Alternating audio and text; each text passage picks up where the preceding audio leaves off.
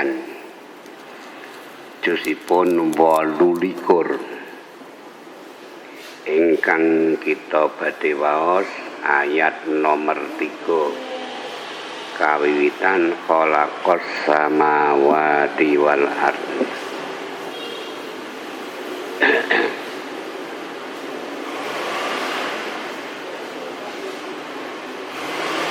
Juz 28 surat 64 nama At-Taghabun yang kita baca ayat nomor 3. Ampun ya. Monggo kita wiwiti dengan baca Bismillahirrahmanirrahim.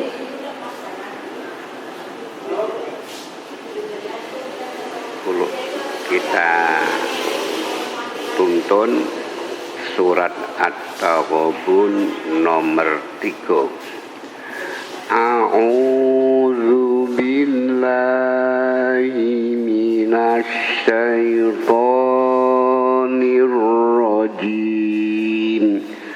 A'udzu billahi minasy syaithanir rajim. Khalaqas samawati wal arda bil haqq. Khalaqas samawati wal arda bil haqq. Wa sawwarakum fa ahsana suwarakum. Wa sawwarakum fa ahsana suwarakum. Wa ilaihil masir. Wa ilaihil masir. Setunggal ayat namung cekap panjang mangke keterangan supados mboten tidak sampai terputus. Kita mulai kemarin sudah kita bicarakan perangkat rohani yang sangat utama dasar, yaitu naluri dan nurani. Sudah kita bicarakan. Sayang Pak Hidayat tidak hadir ya. Naluri dan nurani itu perangkat rohani yang sangat mendasar. Naluri itu tabiat pertama sejak lahir. Nurani itu suara hati. Manusia terentang di dalam perilakunya antara nurani dan naluri. Tidak ada yang murni naluri, tidak ada yang murni nurani, tapi terentang antara naluri sampai dengan nurani.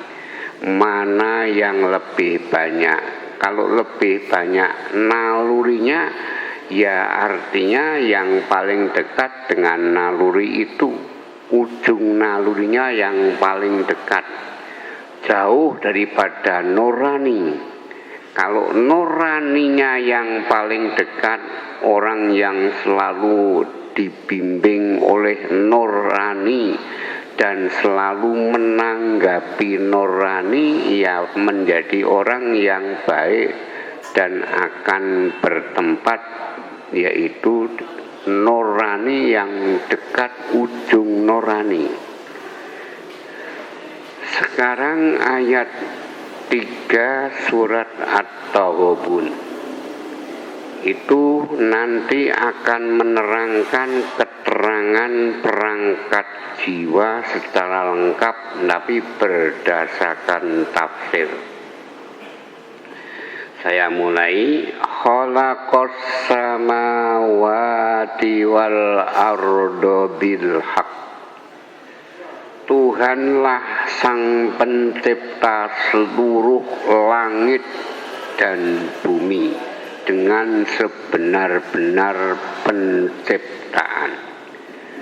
Penciptaan Allah itu hak, benar, tidak sia-sia.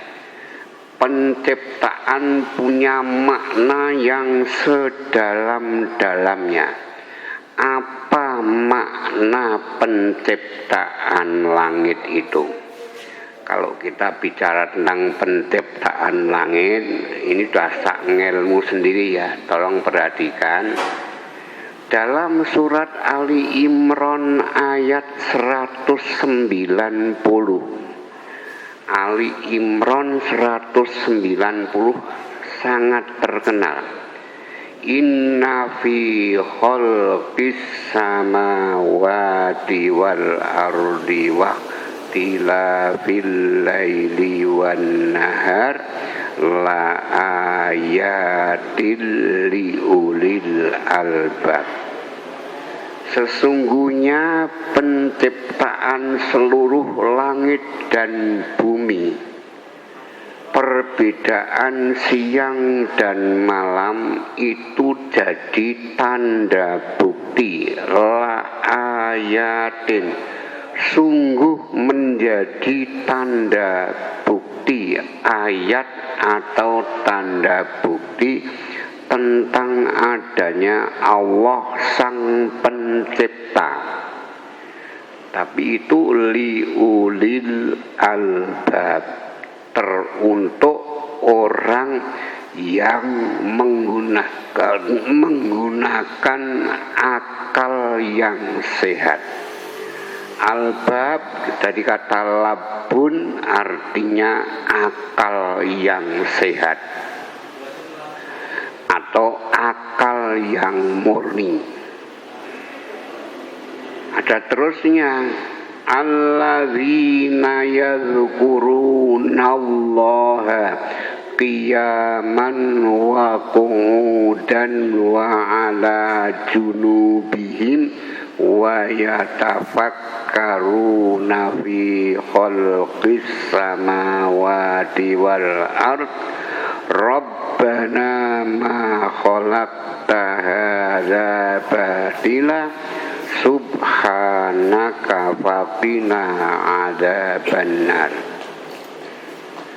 Yang orang yang punya ulul albab, akal yang sehat dan murni sehat itu orang yang alladzina yadhkurunallah, selalu ingat zikir kepada Allah, baik qu'udan waktu duduk, wa ala junubi maupun tertidur, sampai wa yatafakkaruna fi khalqis samawati wal ard, dan selalu memikirkan, yatafakkaru, memikirkan tentang ciptaan langit dan bumi itu, sampai mengambil kesimpulan tentang ciptaan itu, Rabbana ma khalaqta hadza batila. Ya Tuhan kami, Engkau ciptakan semua langit dan bumi itu memang tidak sia-sia, tidak batal, artinya tidak sia-sia, muspro bahasa Jawanya. Rabbana ma khalaqta hadza batila subhanaka faqina adzabannar. Itu kalau dilacak ayat 190 dan 191 itu ada asbabun nuzulnya.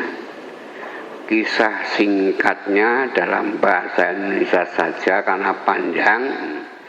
Siti Aisyah itu satu waktu tidur berdampingan dengan Nabi kita Muhammad sallallahu alaihi wasallam. Pada pertengahan pertigaan malam, nah ini Nabi itu terbangun dan membangunkan istrinya. Yang indah itu membangunkannya itu dengan ungkapan kata Zarini an a'budallah, aslinya bahasa Indonesianya, boleh kan aku tinggalkan kamu untuk beribadah kepada Allah. Boleh toh kalau saya meninggalkan kamu, arep ibadah kok pamitan, itu loh indahnya Pak Bu. Orang banyak itu laki-laki mau keluar pamit lumayan, mangkat ya Bu. Pamit leng mangkat tanpa nek diloke malah ngertine apa tak kei ya, itu sayangnya. Nah, ini indahnya. Itu belum tentang Nabi loh ya. Baru kisah Nabi itu tidur berdampingan lalu membangunkan dan minta izin untuk melaksanakan ibadah. Aisyah pun menjawab, wahai Nabi, sesungguhnya aku lebih senang kalau kau tidur berdampingan dengan aku. Tapi ada terusnya, namun aku teramat senang kalau mengizinkan kamu permintaanmu untuk beribadah itu. Oh, tumbuh untuk tutup si citaren baik-baik, yang satu juga menyerahkan dengan baik-baik juga. Apa itu kisah singkat ini? Itu memberi makna waktu malam hari itu adalah miliknya sang istri, tidak boleh ditinggalkan. Malam itu miliknya sang istri. Jadi kalau Nabi bergilir ganti perempuan, ya malam itu memang menjadi milik istri yang mendapatkan giliran itu. Dan itu hak, tidak boleh dikurangi, itu pentingnya. Kalau akan mengurangi, ya minta izin dulu. Nah itulah Zarini an a'budallah. Kamu saya tinggalkan untuk ngibadah, mau toh ya? Nah itulah. Aisyah pun menyerahkan, silakan, meskipun dia suka andekan terus tidur berdampingan sampai waktu akhir. Nah, kisah selanjutnya apa ini?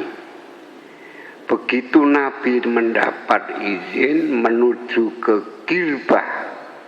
Girbah itu nek cara nek sakniki padasan, yang dulu tidak ada padasan, kantongan.